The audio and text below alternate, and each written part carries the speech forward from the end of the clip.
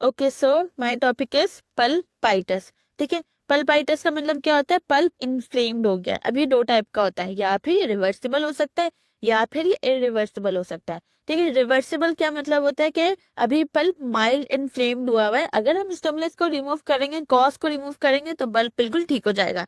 ठीक है, इसके फीचर्स क्या होते हैं? अब जैसे कि सबसे पहले इसके कॉजेज कर लेते हैं। कॉजेज क्या होते हैं? अगर पेशेंट को केरीज हुई हुई है या फिर बहुत डीपली रिस्टोर्ड हुआ हुआ है या ट्रॉमा की वजह से भी हो सकता है।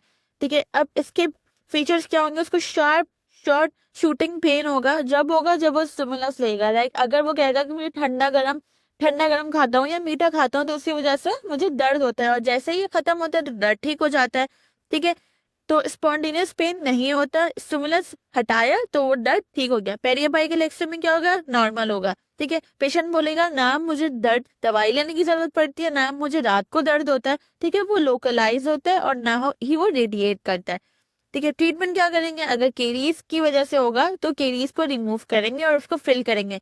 तो treatment is remove the cause. ठीक है, इसकी प्रोग्नोसिस अच्छी होती है। अब आती है इरिवर्सिबल पल्पाइटिस। इरिवर्सिबल पल्पाइटिस मतलब पल्प बहुत ज्यादा इन्फ्लेम्ड हो गया, वहां पे पल्प की नेक्रोसिस हो जाती है, इन्फेक्शन भी होता है। ठीक है, इसकी जो मोस्ट कॉमन कॉज होती है अगर रिवर्सिबल पल्पाइटिस को ट्रीट नहीं किया, ठीक है, केरीज अब पल्प तक एक्सटेंड करी, उसको इन्फ्लेम कर दिया जिसकी वजह से वह नेक्रोसिस हो गई। ठीक है, एक तो ये केरीज की वजह से होता है। दूसरा क्या होता है? अगर कोई भी फ्रैक्चर हुआ, फ्रैक्चर की वजह से पल्प एक्सपोज हो गया, उसकी वजह से हो सकता है। ठीक है, अब सिम्टम्स क्या होंगे? पेशेंट बोलेगा मुझे सिवियर थ्रॉम्बिंग लिंगरिंग पेन होता है।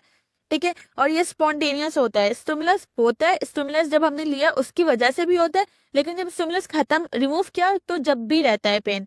ठीक है, परसिस्ट रहता है आफ्टर रिमूवल। ठीक है, पेरियापाइकल इरिडुसेंसी ऑब्वियसली पल्प ये पेरियापाइकल एरिया को भी इन्वॉल्व करेगा, तो वहां पे पीडियल की वाइडनिंग भी हो सकती है। और अगर ये नीचे एपेक्स तक इन्वॉल्व चल जाएगा तो पेरियापाइकल रेडियोलुसेंसी भी हो जाएगी।